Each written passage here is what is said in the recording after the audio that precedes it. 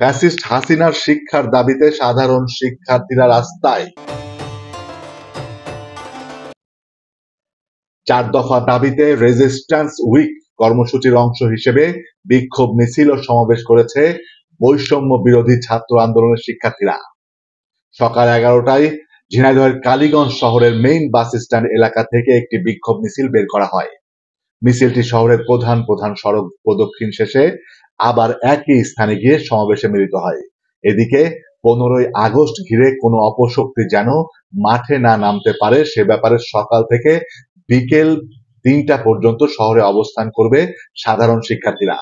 এ সময় বক্তব্য রাখেন বৈষম্য বিরোধী ছাত্র আন্দোলনের শিক্ষার্থী মাহফুজুর রহমান ঈশান, সানমুন হোসেন, এজাজ আহমেদ, হৃদয় হোসেন, সৈয়দা সাহারা মাহফুজ, জাহিদ হোসেন সহ অন্যান্যরা।